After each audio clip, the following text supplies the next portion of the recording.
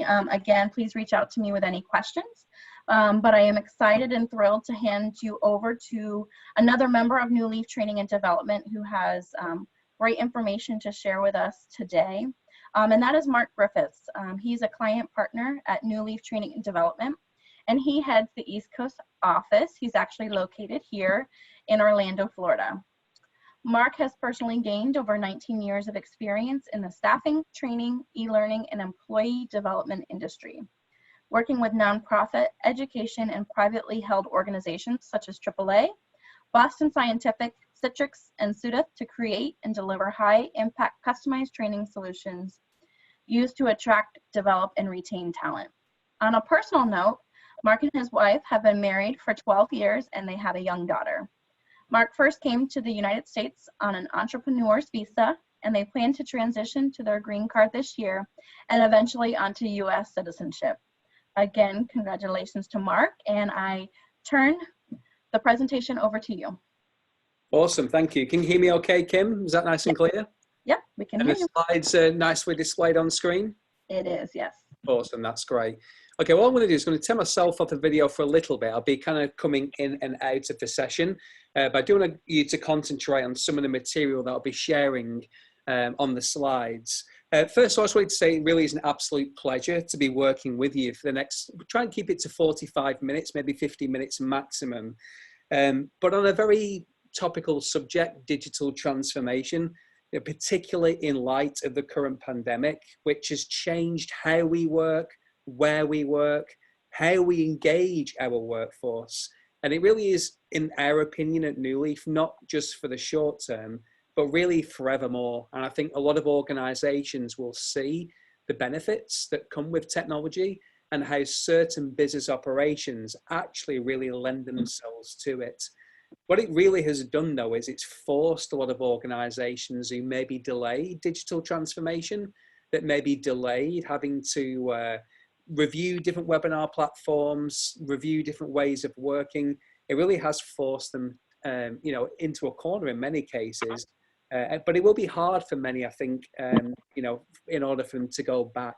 I think a lot of organizations have definitely embraced this way of working, particularly in our roles. Many of us on this call today oversee training and development.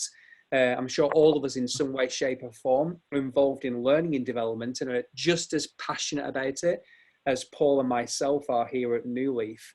And our roles have changed significantly, absolutely changed significantly, and changed again forevermore. I'm sure there's many people on this call who love the buzz of the training room, seeing the whites of people's eyes in a room. It could well be a long, long time until we do that again. And that's another conversation, I think, for another day. And some maybe feel far less confident in delivering training this way. So I'd like to kick off actually just with a really an open question. How do people feel in their roles? I'll come back on screen just for a second. How do people feel? I mean, we're involved in learning and development. The expectation has been, you know, maybe you're an in-person trainer, 30, 40, 50, 60 people in a training room. And maybe now you're expected to be an instructional designer, a virtual facilitator. I'd love to see in the chat function, how do people feel about that? Do they feel overwhelmed? Do they feel as it's a developmental opportunity? Let's get some comments coming through. Like with Paul's session, let's make this really interactive. There's a lot of wisdom on the webinar. So isolated, absolutely. I mean, although we're connected now, it can still feel very, very isolated. Out of the loop, yeah. I like that, Tim. Unsure of impact. Tell us more about that. I think I know what you mean. Just flesh that out a bit. Facilitators uncomfortable with the technology. I think you're absolutely right. I think it's a very different dynamic. A lot of people concerned about virtual delivery, the technical issues that can happen. One of the comments I put in the chat function during Paul's session for those people who saw it is another piece of best practice. I'm not sure Paul mentioned, but is where possible to try and have someone as a producer for the session who can take care of all the technical concerns, advancing the slides, launching the polls, maybe even responding to some chats like I was doing for Paul earlier, so the facilitator really can concentrate on facilitating. So I think there's a range of emotions there that people have been feeling. So if I just leave my camera on so I can talk to this this slide here. So why am I here today, and why am I talking about this particular topic, remote working? Well, I guess there's two reasons. One, it is extremely topical. Large proportion of us are working remotely, and a lot of our proportion of our organizations very much are working remotely. But also, my background, very briefly, is I'm from the north of England, Paul's in the middle of England. He's from Birmingham. That's why I've got different accents.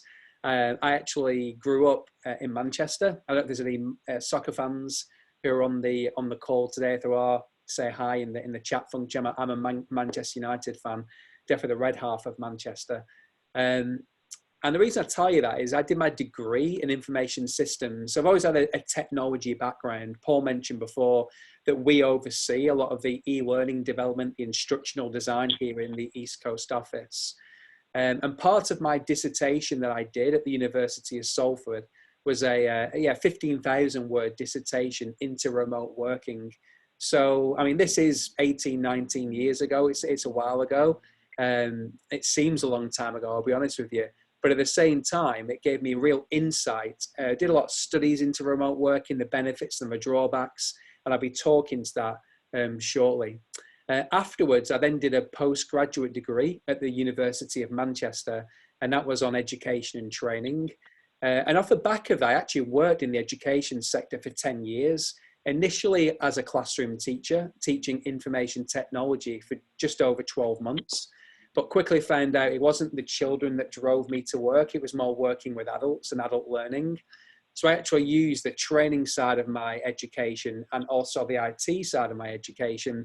And what I did, I was then involved in a lot of statewide education projects, a lot of digital transformation, a lot of digital change, particularly into relation with things like virtual learning environments, as they were called back in the day, which are now more commonly known as LMS. So, learning management systems or learning experience systems, as they're more commonly known now. The reason I mention that is because, technology 15 years ago wasn't where it is now, and there's still challenges now. I'd love to sit here and say that all that was a success. It really wasn't. Wi-Fi was in its infancy. Children have been asked to do what they're effectively doing now, was to learn from home, and teachers were expected to facilitate sessions that they had no training in. So they really struggled. So there were some successes with that. A lot of development for me, but believe it or not, even though there's a lot of challenges in 2020, we are, streets ahead from where we were back around 2005 and 2006. The reason I mention that as well is because I was in schools, I was in colleges, I was in universities, I was in office buildings, I was around people. There was lots of in-person meetings which were taking place. But what then happened after 10 years in education, I transitioned actually into the corporate sector, and I worked for Randstad. I don't know if anyone's heard of Randstad, but it's the second largest staffing organization in the world, $21 billion turnover, offices all around the world, here in Orlando, all across the US. I actually worked in a remote role for the first time ever when I worked for Randstad. And I found that really challenging. 10 years of being around people, lots of travel. Suddenly, actually, I was, kitchen table was my office, maybe my car. So to go from all that hustle and bustle and people and energy, and we do a lot of MBTI at New Leaf Training and Development. We've got a lot of really effective coaches who deliver that. I'm an ENTP, so I'm definitely an extrovert. I definitely like being around people. So to go from 10 years of, in-person meetings and delivery to really being on my own was extremely isolating for me. And all the studies I've found in my dissertation about how productivity can first of all increase. Wow, yes, I can work from home. I can work in my pajamas. I don't have to have this daily commute. And it really went through the roof. But after 4 or 5 weeks, I personally found it tailing off big time. Another thing I felt, I don't know if it resonates with anybody else on the call today. If it does, give me a thumbs up in the reactions section. A feeling of guilt. And what I mean by guilt is I had a line manager called Stuart McCoy, and he may give me a call. I may miss his call because I was making a cup of coffee, maybe in the bathroom, as it would be, even if I was in the office. But I would feel really guilty about missing that call. And I almost have to overcompensate. Hey, Stuart, I was just doing this. And I didn't want him to think that I was, out playing soccer with friends or on the Xbox and negating important work duties. So as well as isolation, I definitely found a feeling of guilt as well. And off the back of that, about 3.5 years ago, as my introduction said before, me, my wife, and my daughter 3.5 years ago came across the US to Orlando to open the East Coast office of New Leaf Training and Development. And that, thankfully, is a bit of a hybrid role. We have beautiful offices where I can work out of.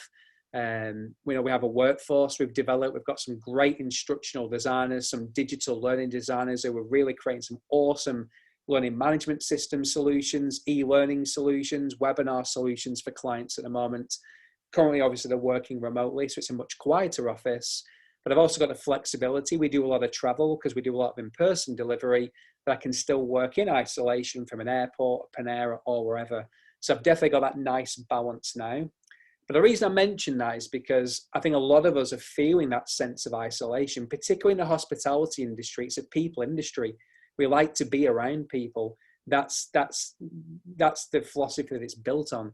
So to go from that to being very individual and isolated, I'm sure a lot of people have felt that guilt, isolation, and maybe even in regards to productivity at times, been affected, just as I have in the past. So I won't mention New Leaf again. Paul did the introduction before. We do those 4 delivery channels. And again, we see this as not as a sales opportunity. We very much see this as an opportunity to share our wisdom, to facilitate a conversation. There'll be very, very regular opportunities for people to share their wisdom into a relation of different things that we'll be talking about today, and really just hopefully keep that conversation going and share that best practice. And if there's one nugget that people can take away at the end of this, just something that they used to do that they stopped doing, maybe it's a resource Paul shared before or something that I'm going to share in my session now, then hopefully it will be a good use of time. As Paul mentioned before, whether it's an in-person session or an online session, the very best sessions will have objectives. So this is what we'll be discussing over the next 30, 35 minutes. We are going to be looking at the benefits of remote working. I didn't want to paint a bleak picture a couple of months ago. There's definitely benefits in remote working, whether there's a pandemic or not. And as I mentioned at the very start, I do think a lot of organizations have seen these benefits. And as a result, there'll be an expectation that in some areas, for some roles with certain responsibilities, that there will continue to be this flexibility. And in my opinion, we should definitely champion that. We'll then be looking specifically at best practice in relation to facilitating virtual meetings. I was producing Paul's session before. I'm looking at some of the comments coming through, and what was a consistent thread was technical difficulties. So what can we do? Because people are looking at us, people are looking at trainers to really knock this out of the park. What is best practice when it comes to setting up, delivering, producing these online meetings and training opportunities? And in addition to that, how do we keep, in that bottom left box there, these different tools, and how do we continue to juggle all these different tools? There's so many things which are out there. Technology is my passion. People have gravitated to Zoom. The President of the United States has been talking about Zoom. Who would have thought that would have been taking place 3 months ago? The Vice President, everyone's talking about Zoom. But that is just one tool. There's so many great tools out there that maybe you're using that you can share. And again, we use a lot of different solutions, so we'd like to share our observations as well. And then to wrap things up at the end, we will be looking at the key thing, which is engagement. Again, as I mentioned at the start, I think our roles have changed forever. I really do. We were going this way anyway. All the reports you can read from SHRM, from ATD, all the other white papers, LinkedIn Learning do one annually if you haven't seen that before. Every single graph and chart you will see will show in-person delivery, not doing this and disappearing forever, but it's definitely a downward trajectory, and online was gradually increasing. That blend was the sweet spot, and it still will be in many cases, But I think it's going to be a long, long time until we go back, if ever, to where we were before, of a very high proportion of in-person training. I definitely feel that the balance will be more weighted towards online live facilitation or self-paced e-learning, which again, I'll talk about later on. So how do we keep engagement when we're delivering learning that way? So we'll be having a conversation about that. One thing we always kick our trainings off with, whether it's an in-person seminar or webinar, is this graphic. People seem to really like this graphic. It really seems to resonate with people. If we had the time, I'd love to ask people on the call today what your perceptions of in online training is. And I think we got a little flavor of that before with Paul's session. But a lot of people on the call today, I'm sure, will say it's not very effective. People don't like it. It's not as impactful. That may be some people's perceptions when it comes to facilitating online meetings, delivering online training. Now, that may be your perception, but what I'd like you to do over the next half an hour or so is to challenge your perceptions as we have this dialogue. Because unless we challenge our perceptions, our behaviors aren't going to change. Therefore, the results we get in life will always stay the same. And they may be our perceptions, but they may not be perceptions of other people. Other people in your teams may love online training. It may be what they've been asking for all their lives, and this has given them the opportunity to finally do it. So just because it may or may not be our preference, doesn't mean it may or may not be the preference of other people. So this graphic we can use in all walks of life. I'll give a very personal example, very, very briefly. For those who were here at the very start of the webinar, 2 years ago, I had a medical. My medical threw up high blood pressure. I've never had high blood pressure before. It threw up. I was unfit. I was obese technically. Anyway, what I've done over the last 2 years is challenge my perceptions. My perceptions were, I don't have time to exercise. I don't have time to eat healthy. I don't have time to be able to get fit. I don't have time to do these things. But my perceptions had to change. So my perceptions were, actually, I need to get fit. I can make time. It needs to be a priority. And as a result of that, my behaviors changed. No longer Monday to Friday did I get up at 7 a.m. I got up at 5 a.m. and I did a daily run. And I've done that every single day for nearly 2 years. And as a result of that, I've lost 70 pounds. Coincidentally, I had my medical yesterday and my blood pressure is perfect. So that's not to say how great is Mark. That's to emphasize the point. Perceptions drive behaviors that impact the results we get. So if we do have any reservations about online, then we need to try and park those as best we can, because we're going to have to get used to it. And when it's done right, and when we plan for it, when we've got all those technical difficulties out the way, it really can be transformational. So remote working has become essential because of COVID-19. Again, it's forced our hand. Whether we wanted to or not, organizations had to pull the emergency cable and have had to make some very difficult decisions in some cases. And we heard some of those stories a couple of moments ago when it came to introductions. And genuinely, for anybody who's been affected job-wise, furloughed, lost the position, because my heart goes out to you, because it's just unprecedented times.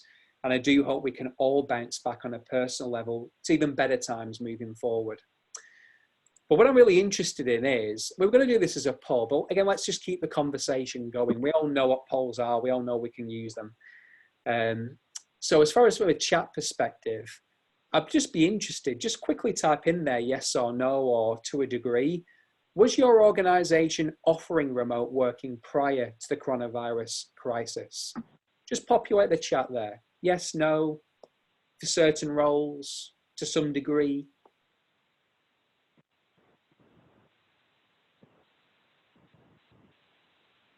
Beautiful. Look at these comments coming through. Beautiful.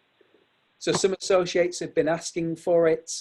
So Monique, you were already doing that for 1 day a week. Some people were doing it once a week, very little, yes, no unless an emergency. Again, I don't know the percentages of that, but it looks very similar to when we have done this as a poll in the past. It's usually like a third split, a third yes, third to some degree, and a third no. Experimenting with it, if an employee wanted to, it was 1 day a week. So again, it seems to be limited if it was to maybe 1 day a week. And obviously, if we were to ask the question now, I'm sure that is pretty much every organization to some degree. Take a look at that on the screen that I've just shared. I won't read through it all. You can read that yourselves. But again, my background is when I did my dissertation at the University of Manchester, I did a great deal of research into remote working. And actually, yes, over the last 6 weeks, it's gone like this, but it was still increasing anyway. And actually, over the last 10 years, pre-COVID-19, it had increased 115% in a decade anyway. So again, things, just as technology is starting to take the lead when it comes to training as opposed to in-person, remote working or having that flexibility where we can. And again, I know we work in an industry where it's much, much, much, much harder, but there's certain roles or certain responsibilities where I think it's fair to say that isn't just possible, but we really should be promoting that. I'm happy to share these slides, as Paul mentioned. Just put your email in the chat function and I can share these slides afterwards. Here's just a couple of screenshots from another report by an organization called Buffer on the state of remote working pre-COVID-19. So again, I know these statistics will be massively different now, but the picture I'm trying to paint here is that even without a pandemic, those people who were working remotely based on their research, look at the statistic there. Would you like to work remotely some of the time for the rest of your career? 99% of people said yes. What's the biggest benefit? Flexible schedule, working from any location. Again, I remember when I worked for Randstad, there were some negatives. I personally found, again, the isolation, the guilt, the productivity at times more of a challenge for me, but there were definite benefits. Being able to schedule your day in a particular way, maybe, you know, have a gym session in the morning and start later, maybe take my daughter somewhere, maybe she had some kind of practice taking place or something. You know, there's definite benefits when it comes to remote working for sure. And again, you can have a deeper dive on these slides when I share them. These are just the headlines, just for a couple of moments. But the struggles, again, if you've got a big training team and you've got all these individuals working from home, if you've done personality assessments like MBTI, not to stereotype, but usually people are in training have a preference for E. They're more extroverted, they're more people persons. So when you look at the statistics here, you know, that 19% loneliness can be very difficult for people with that preference for extroversion. You know, unplugging after work, you know, when do you switch off? That work-life balance, which can always be difficult, is proven even more difficult because there are lots of gray areas. I can see Susan, who's kindly put a comment in there, identify the struggle of unplugging after work. The distractions at home. Again, joking aside, we all know, as Paul mentioned, about muting and barking dogs and children and whatever. But, you know, my wife is an elementary school teacher. She teaches at Seminole Science Charter School. We've got a 13-year-old daughter. So we've got that weird mix, that dynamic, and I'm blessed that I can come to the office and actually detach myself from that. But it's hard to have all these different things taking place. And again, post-COVID-19, hopefully we won't have the same distractions, but we'll still have some of these challenges. I think we would all agree. You know, things like staying motivated at times, it can be hard. So as professional people, as leaders within our training teams, leaders within our organizations, please do keep these things in mind, because again, our perceptions might be, I love working from home. Doesn't bother me. I'm a high I. I'm more of an introvert. I haven't felt any of the pain. I don't want to go back to the office. Maybe there's some people who think that way. But it might not be the same for everybody else in your team. So make sure we're checking in, make sure we know how they're getting on. So the real meat of the sandwich of this session is to focus on these three areas. We've teed up the session. Remote working is here to stay to some degree for certain roles. Whether we like it or not, it's changed how we work forevermore. And it was changing anyway. It's just put the accelerator pedal down. So if we acknowledge that it isn't going to go away, and we acknowledge there's definite benefits from it, as well as some challenges, what can we do within training and development when it comes to enhancing communication, either within our internal training and development teams, or when we're trying to communicate with people who we're having during our trainings? How do we deliver effectively training and meetings online? What's the best practice in relation to that? And as I mentioned with the objectives at the start, ultimately, how do we do all these things to drive engagement? Because that's ultimately what we're all responsible for, particularly when doing it virtually. So again, we want this to be participative. You don't want me speaking to you for the next 20 minutes. There's a lot of wisdom on the webinar. We've got our best practice, which we'll share momentarily. But for 60 seconds in the chat function, when it comes to working remotely and enhancing communication, whether it's your training team or whether it's the wider organization, excuse me, what best practice can you share? Have you made any mistakes? Because we can all learn from mistakes and make sure we all don't make those same mistakes. Has there been any tools that you've found which have been useful? Something as simple as FaceTime, obviously Zoom has been well used. Any other maybe social platforms that you've been using, any collaboration tools that you found helpful? Is there anything that you might do differently after the last 4 to 6 weeks moving forward when it comes to communicating online? And are there any golden nuggets you can share in relation to remote communication? We're going to keep this going for 60 seconds. I would love to hear from everybody who is on the session today. So Kim, video calls have been more productive than normal phone calls. Please tell us why. Thank you. Tim, schedules? Absolutely. Again, tell us more. So make a schedule. Some people may have had a schedule anyway. So how is this? Are you using something like a Doodle maybe in order to be able to sign up to meeting sessions if anyone's used Doodle before or a similar tool to that? Don't hesitate to voice or video call instead of email. I love that. We used to use email like a crutch, didn't we? We used to go to email all the time.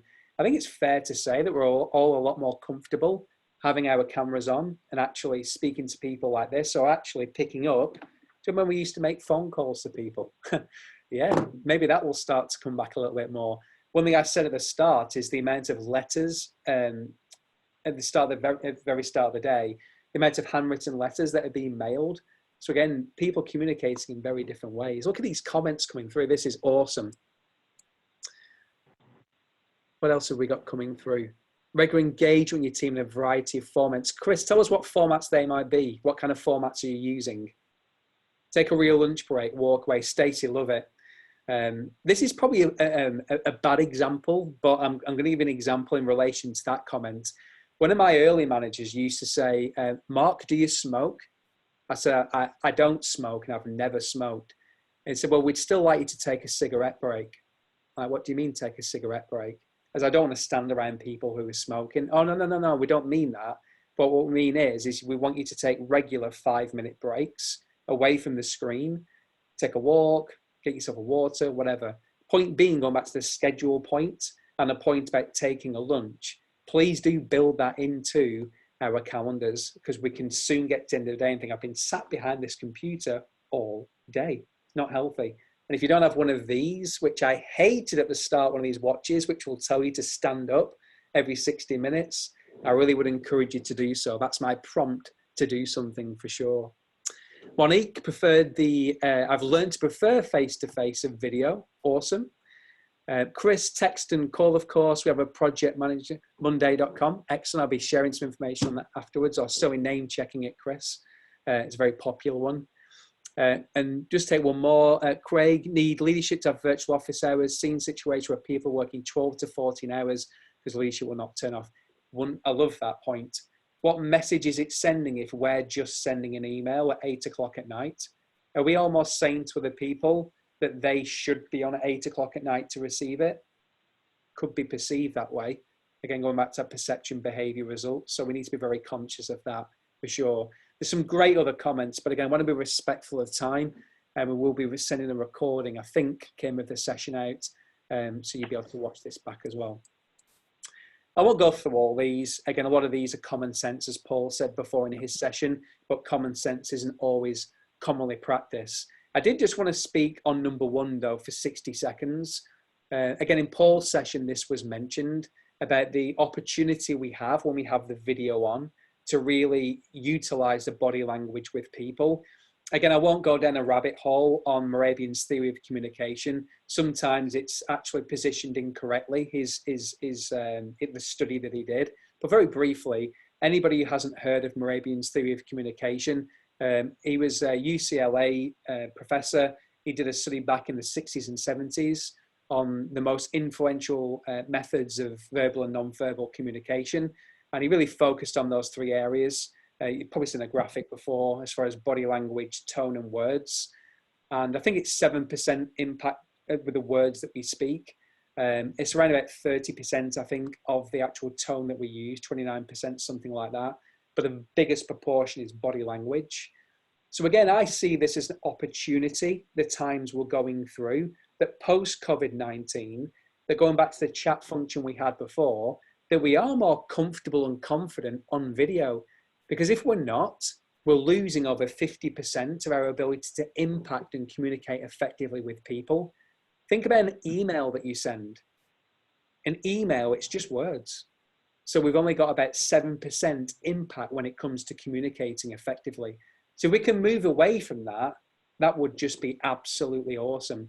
And again, quick story, when I used to work back in the UK, there was a lady I used to work with called Judith. Judith was a lovely lady, great colleague, but she always used to communicate via email. And she was one of those people who used to put 16 exclamation marks after every sentence. Is she happy? Is she sad? Is she angry? Is she being sarcastic? I had no way to tell because I could not read or hear her tone. In other words, how she's saying it. And I certainly couldn't read her body language. So the next time we're working with people remotely, please do remember of all the 10 things on there, and they're all great, great things. We could have a 60-minute conversation about each one of those points. Do remember, number one, the elements of communication. By just emailing, we're stripping it down just to words. If we can get on the phone, the very least, at least we've got the tone to go with it. But where we can have a virtual session like this in person, better still. Okay, let's move on to training and meetings. I won't name the organization because it would be unprofessional for me to do so. But there was one organization that we partnered with recently who wanted to do a similar session to this with them. Can I just say that Kim and Susan have been awesome. Virtual high five, as Paul would say before, as far as the organization of this, the technical setup, the preparation, the email they sent last night, are we all good for tomorrow? Any questions? If every association or organization could be like that, we would have a ball. But there was one organization about 3 weeks ago we did a session with, and they're going to have over 100 members, and it's a very notable organization. Again, I won't name it. And they were of the opinion that we'll just turn up on the evening, because it was an evening session, and just share our slides and get moving. And we said, well, we probably need to have a call prior to check the technical setup. Are we using your Zoom? Are we using our Zoom? Who's going to make who the co-host? We sent them a whole bunch of questions and they couldn't answer any of them.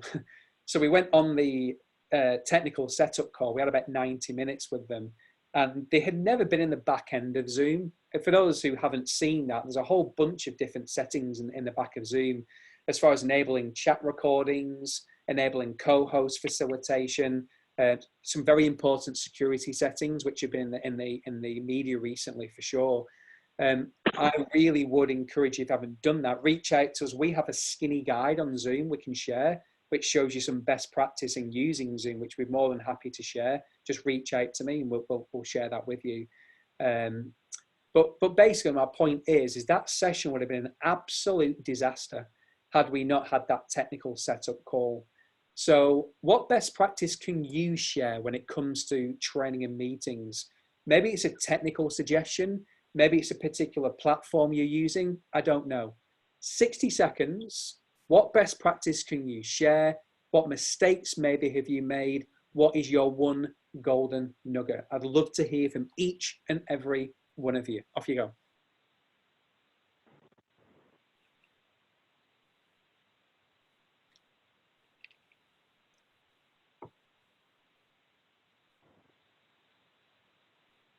Okay, I can see these coming through now. So Janice, time to troubleshoot. Absolutely, time to troubleshoot. If we're doing a 60-minute session, it isn't 60 minutes. It's going to be at least 90 minutes. We have to go at least 15 to 20 minutes before, and then making sure we stop the recording, etc. at the end. So we need to definitely build that troubleshooting time in. Practice run through for sure. GoToWebinar, somebody mentioned that they used before. We've done a lot with GoToWebinar with several clients. They have a feature that allows you to practice the webinar beforehand and do like a mirror image of what it will be like when you deliver it live. It can feel really strange logging onto Zoom yourself and just having your camera on, but to practice as you become more comfortable is very, very important. What else have we got? Again, wisdom's on the webinar, keep it coming through. There could be the one golden nugget you share that somebody else may go, actually, I don't do that. Why have I never done that? I need to do it. Have the producer, Craig, absolutely. That could be the one thing that people take away today. You know, we've got Kim and we've got Susan here. We had Paul who had to jump off. We've got enough people that someone can jump in, somebody can if there's a technical issue or a question, as best you can try and have that producer, or depending on the platform, they're called different things. GoToWebinar, for example, refers to them as organizers. So they're referred to as different things, but as best we can, have somebody running the back end so that the facilitator can just facilitate. Look at all these comments coming through. This is awesome. And again, have the conversations between yourself as well, which I can see. Tim, first one, webinar, used to walking around and doing it. Classwork, keep walking off camera. Right, okay, yeah. Log in early, videos work. Defining roles prior to the session, absolutely. Have a helper. Yeah, some great comments coming through there. Let me share these with you. I'll let you scan through those. We're doing great for time. We've got about 15 minutes left. So I won't read through all these. There'll just be a couple that I want to tease out. Number one is so important. We don't do it enough in training and development. I mentioned at the very start, some of our biggest fears, and it's management saying, right, we're no longer doing in-person training for the foreseeable. We're now online facilitators. Well, that's a very different skill. And for some people, that can be quite overwhelming as far as behind a camera and how do I really engage people? And wow, there's all these different platforms. I do not know where to start. Another resource we can send you for free, absolutely free, is we spent about 2 days as a team at New Leaf brainstorming these 4 main platforms that Paul mentioned before: GoToWebinar, WebEx, Adobe Connect, and Zoom. We've actually got what we call a skinny version of those 4 platforms with the benefits, drawbacks, features, max number of participants, costs, add-ons, a whole range of things. So if people are thinking about, wow, there's all these different options out there, I don't know where to start, that could be a useful place to start as far as doing a comparison of the different ones, because they all do slightly different things. And for those who've used those different platforms, I think you'd agree they all do slightly different things. So invest in yourself, you know, research, jump on these free webinars that these organizations like you're doing today are pushing out. And the only other one I wanted to mention to you real quick was number 10. Do you have, you know, rules of engagement for virtual meetings? It still surprises us at New Leaf, the amount of senior people in organizations, even when it was all in person, who would call a meeting that we would be part of as an external vendor, and there would be no agenda.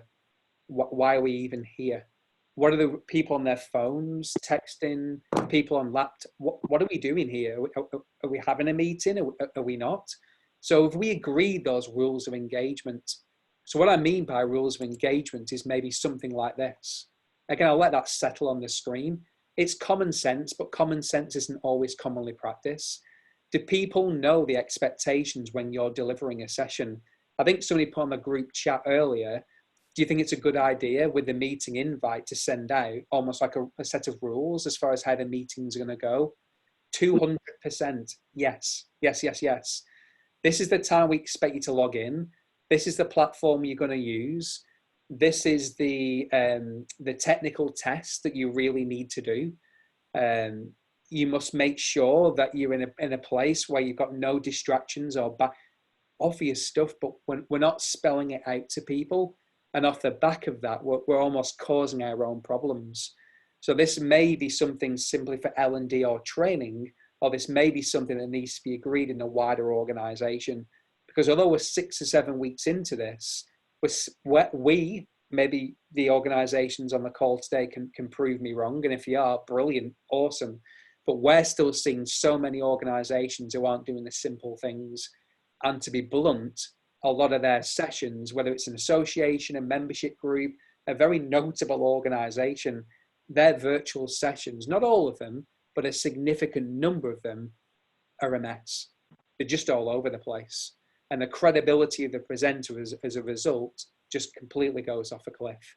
So again, I'm more than happy to share a simple set of rules of engagement, which are similar to those displayed on screen, if anybody would like that.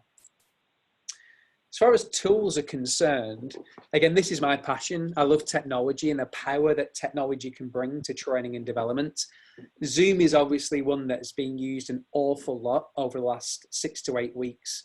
Again, as I mentioned before, who would have thought that the President of the United States and other senior figures, Boris Johnson in the UK, they're all talking about Zoom chats, and their stock has risen significantly as a result of that after they sorted their security issues, which came up about 3 weeks ago. But there's loads out there. I think, was it Craig who mentioned before in relation to collaboration, Monday.com. But I'll come back to collaboration in a second. Just sticking with webinar for a moment, there is the big four. Skype, which is being replaced by Microsoft Teams as of 2021, if you didn't know.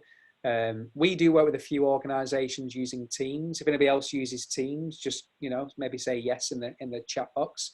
Be good to see how many organizations on the call today are using that. That seems to be getting some traction. Google as well, they've got a free alternative to Zoom, which a lot of training associations are talking about very positively at the moment. Adobe Connect, we mentioned. Free conference call is one which I won't necessarily recommend. It definitely does have limitations, but where possible, it is a free, to an extent, alternative. And for those people who don't have any of these because the training budget has gone or they really don't know where to start, just something as simple as a FaceTime, a group FaceTime, again, can be transformational. This doesn't have to be, hundreds of thousands of dollars and big training initiative. It could be something as simple as a FaceTime, as we know. Collaboration, again, there's a lot of different tools which are out there. The G Suite, as far as Gmail is concerned, and Google Docs, etc. Collaborating through a Facebook group, as simple as that. And then in relation to self-paced e-learning, which again, we found as an organization, New Leaf Training and Development, over the last 3 years, traction has gone like this anyway. It really has. So many organizations want on-demand e-learning, whether it's through new hire onboarding. I think there's somebody on the call today who mentioned, might have been, forgive me, I can't think who it was involved in franchising. It might have been Tim, I think. From a franchising perspective, self-paced e-learning obviously is vital for new franchises as far as on their terms, accessing learning, which whether it's to do with compliance or sales or a new product initiative that people can access on demand. I just wanted to share some examples of the things we've done before on screen in relation to e-learning content. We often are asked by clients to create using their colors, their Pantones, their logos, their branding, etc. Self-paced e-learning, with assessments on there that employees can access, again, on demand, whether it's 11 o'clock at night, 8 o'clock in the morning, whether it's on a cell phone, laptop, whatever device it may be. That's definitely where we're heading. And again, this pandemic is pushing us more and more and more that way. For those who don't have, I spoke to Kim and I spoke to Susan a few weeks ago when we first had a dialogue about being part of this awesome conference today. And one thing they both mentioned was that, the hospitality industry has still relied an awful lot on in-person training. And I think a lot more organizations are going to find that transition to be more and more difficult. And maybe a lot of organizations haven't had access or explored all the benefits that come with online learning. So to be clear, what we're doing here is a live session, which can be recorded and people can obviously watch back. But the self-paced e-learning can then be loaded onto a learning management system, and you can see a screenshot of one there. Again, I won't read through all that. This is one that we did for a client recently, where, you know, an organization may have 500 people distributed all across the US at 16 different properties. You know, we can add our users in there, we can add our training courses in there. If you look on the right-hand side, you can see how many people have logged in, where the increases have been, where the completions have been in relation to training. If it's mandatory training, hey, it's health and safety. We need to make sure that every 3 years people do this training.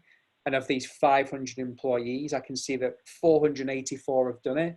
What about these remaining 16? I need to email them a reminder. This is transformational stuff. This is awesome stuff.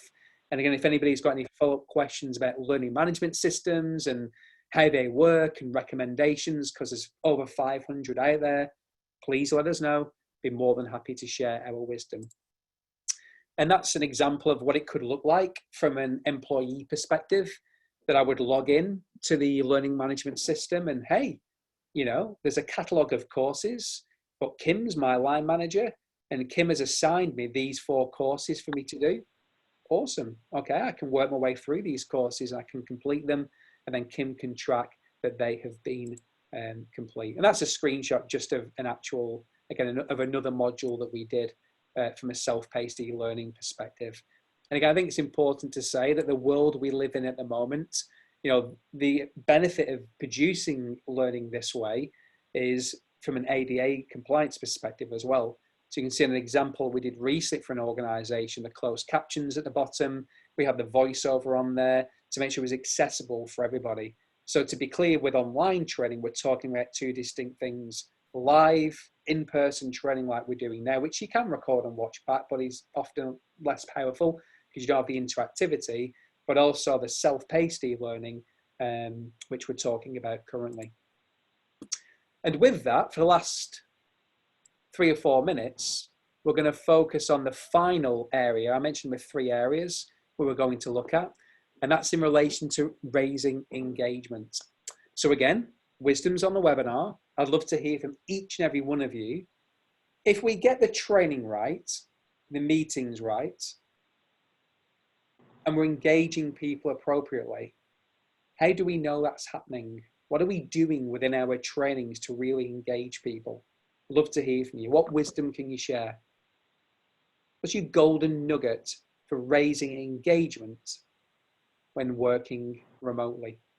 I'll keep it open for 60 seconds.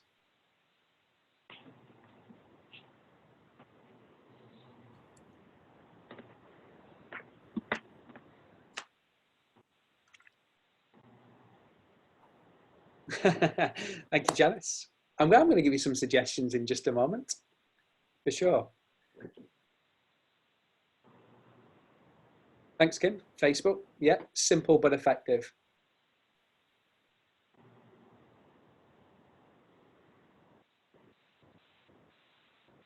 I love that, Stacey. Love their icebreaker, call on participants, let them know ahead of time. It's a rule of engagement, love it. And that could be a takeaway for some people today, again, if you didn't have those rules of engagement, and that could be one of them. There's an expectation that we're all going to get involved. And again, not to disappear in a rabbit hole with Zoom, but, you know, there's a way to spotlight people, you know, bring them up on screen, have a different voice. You know, I mean, in-person training for a full day, when you're talking, could be a long time. It's the same for a 60-minute, 45-minute webinar. To break it up and have other people is definitely beneficial. Yeah, polls for sure. Zoom bingo. Tell us more, Elizabeth. Zoom bingo. Yeah, thank you, Kim. I think you're asking the same thing. Please share some more. Anything else coming through? Let's give you another 10 seconds. What's that golden nugget? Yeah, Monique, so important. Use of breakout rooms, which isn't a feature of all the different platforms. It's definitely a feature of Zoom, for example, where we can mimic as best we can, you know, teamwork, room work, get people back together. Okay, what did we find out? We have the answer, everybody. Bingo card that people pay attention to different parts of the conference, doing some content related. Awesome. I like that. That's maybe something we could share afterwards, maybe an example of one you've done before that we could use. Again, let's share this best practice. That would be awesome. Yeah, like, i.e. dog barking in the background. Yeah, or the lawnmower coming through, which was behind me for a short time, if you saw before. But anyway, there we go. Some great suggestions. And again, a lot of these would be common sense here, but common sense isn't always commonly practiced. Just a couple of things I did want to mention. Number 8 is one thing that we forget. And again, Paul mentioned this before, that we love what we do, and using people's names comes from the heart. It's just, that's New Leaf's principles. It's about our values. We're not just an everyday training company. We really care about people. And that's why our mission is helping people and organizations be their best. We truly mean it. You know, the employees that we have working remotely at the moment, you know, maybe you do this already. If you do, virtual high five, but there's not enough of this done, in my opinion. And it isn't always about money. It could just be tomorrow afternoon. If you've got a team of 7 people, just drop them a text at the end of the day on a Friday. I know it's been a difficult last few weeks. Really appreciate what you're doing. I'll check in with you Monday morning. It could be a gift card that you just randomly send somebody, just a $10 Starbucks gift card, which again, I know things are tight at the moment and budgets may not allow it, but where possible, to raise engagement, let's try and be generous with people. And again, our reputation personally, our department's reputations, our organization's reputations will be built on how we are during these very difficult times. And that will either raise engagement, keep engagement, or will lose people altogether. I think just the only other one that I wanted to call out, and again, there's talking points and all these different things that are all massively, massively important, but just 2 real quick actually. Number 3, if we're not teaching employees how to work from home, we need to be. I go back to that first slide, perceptions, behavior, results. Our perceptions are people know how to work from home. They don't, still don't, even after 4, 5, 6, 7 weeks, they just don't. Where do I work? How do I work? How do I schedule my day? When am I going to check in with you to make sure you're engaged? When am I going to have our one-to-ones, our group times, etc. And the final thing I'm going to mention again is number 10, and that is in relation to do what you say you're going to do. Great leaders go first.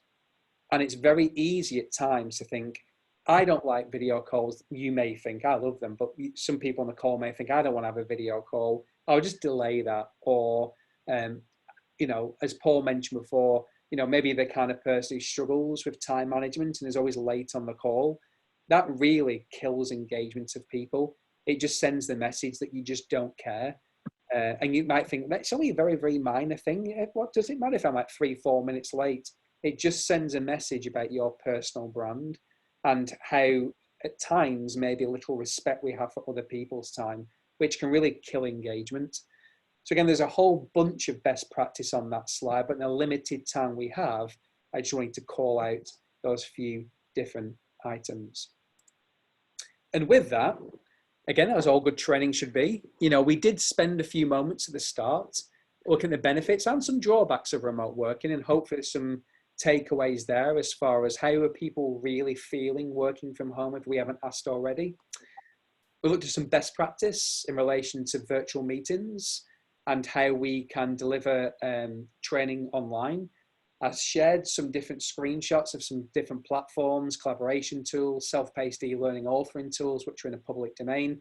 Any follow-up questions about learning management systems and how we do those things in order to be able to, post-COVID-19, continue to deliver training either in person via webinar effectively or as self-paced e-learning, please reach out. If anybody wants a copy of those other resources I mentioned, there's Skinny on Zoom. Happy to share the Skinny on Zoom. There's Skinny on the 4 different webinar platforms. If you're very new to this still and you've gravitated to Zoom because everyone's using Zoom, well, there's many, many different things out there with many other benefits. I'm more than happy to share that as well. And then we closed out by just taking a brief look at engaging a virtual workforce, which again, is probably a day's webinar in itself, but in a limited time we have, hopefully it's just a couple of very simple things you can do now or tomorrow for members in your team to make sure that that engagement remains the same. So with that, If there's any other questions or comments or feedback, then please populate with it here. If anybody wants a copy of anything, as Tim has just done, please put your details in there. One thing I've asked Kim and Susan to do, one thing they've kindly said that they would do, is post Zoom webinar today, is they're going to run the report, which has the chat comments.